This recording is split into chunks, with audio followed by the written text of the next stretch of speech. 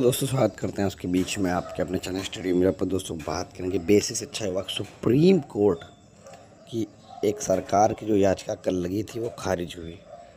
अब सारे रास्ते अब बंद, सबको डिस्कस करेंगे इस वीडियो माध्यम से।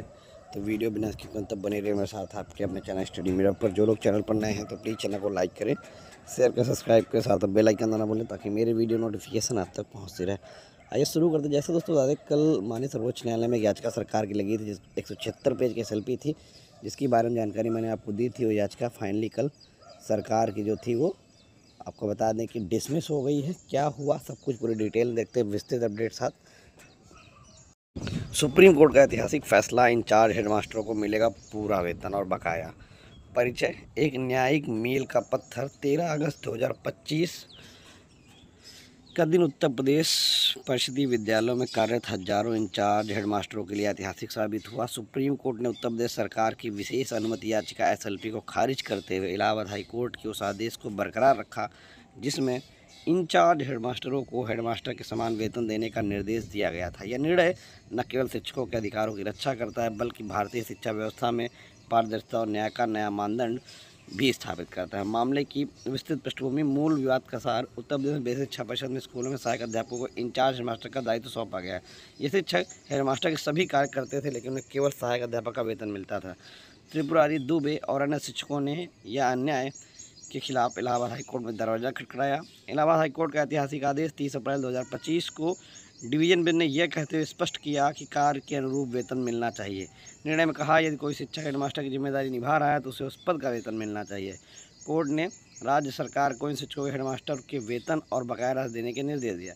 राज्य सरकार की प्रतिक्रिया, उत्तर प्रदेश सरकार ने हाईकोर्ट के इस आदेश को सुप्रीम कोर्ट में चुनौती दी। 173 पेज की SLP दायर की और मुख्य तर्क दिए कि किसी भी शिक्षक को प्रशासनिक आदेश से प्रधानाध्यापक का चार्ज नहीं दिया गया है। RT एक्ट 2009 की धारा 25 के अनुसार कम संख्या वाले विद्यालयों में प्रधानाध्यापक की आवश्यकता ही नहीं है। यूपी बेसिक एजुकेशन एक्ट 1972 में इंचार्ज ऑफिशिएटिंग प्रधानाध्यापक नियुक्ति को कोई प्रावधान ही नहीं है। फिर उसके बाद आप देख सकते हैं सुप्रीम कोर्ट में दिलचस्पी सुनाई। ठीक है, कोर्ट की सख्त टिप्पणियाँ। सुप्रीम कोर्ट ने सरकार के तर्कों को निम्नलिखित शब्दों के साथ खारिज किया। शिक्षकों का शोषण बंद कीजिए। हमारे देश शिक्षा तंत्र पहले ही खराब स्थिति में है और आप बिना हेड टीचर्स के विद्यालय चला रहे हैं। मुख्य बहस के बिंदु जो थे, नियमावली का प्रावधान।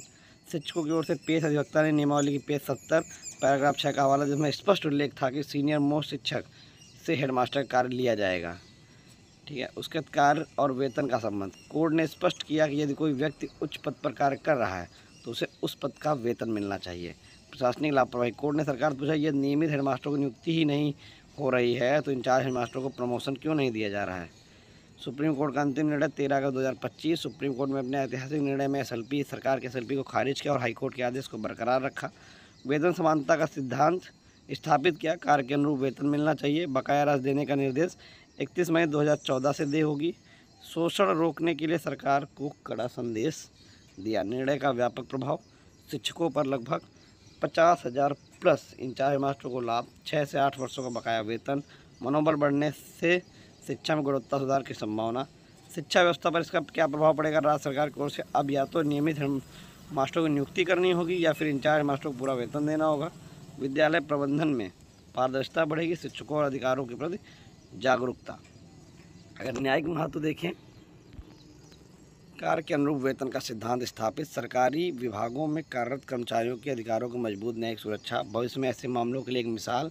लंबित मुद्दों और भविष्य की चुनौतियाँ। वित्तीय बोझ। सरकार पर करोड़ों रुपए का अतिरिक्त वित्तीय बोझ, बकाया वेतन भुगतान कैसे होगा, एक बड़ा सवाल है। प्रशासनिक सुधार। नियमित हेडमास्टरों की नियमित प्रक्रिया को तेज करने की आवश्यकता। TET योग्यता संबंधी विवादों का समाधान। निष्कर्ष, एक न्यायिक क्रांति है। सुप्रीम कोर्ट यह निर्णय न केवल उत्तर प्रदेश के परिषदीय विद्यालयों में कार्य शिक्षकों के लिए एक बड़ी राहत है बल्कि पूरे देश में कार्य और वेतन की समानता के सिद्धांत को मजबूती प्रदान करता है। यह फैसला शिक्षा के क्षेत्र में न्याय की समानता की दिशा में एक महत्वपूर्ण कदम है। कोर्ट ने यह टिप्पणी की, शिक्षकों को शोषण बंद कीजिए। सभी राज्य सरकारों के लिए एक सबक है कि वे शिक्षकों के अधिकारों का सम्मान करें और उन्हें उनके योगदान के अनुरूप पारिश्रमिक दें। शिक्षक राष्ट्र निर्माता है, उनके साथ न्याय होना हर सभ्य समाज का कर्तव्य है। गुरु गोविंद दो खड़े काके लागू पाए, बलिहारी गुरु आपने गोविंद देव बताया संत कबीर की। यह निर्णय वास्तव में गुरुओं के प्रति हमारे समाज के ऋण को चुकाने की दिशा में एक सराहनीय कदम है। दोस्तों कल की पूरी सुनवाई का जो विस्तृत सार था, जो विस्तृत चीज़ें थी, वो कुछ ये थी जो मैंने आपको भी बताई हैं। धन्यवाद।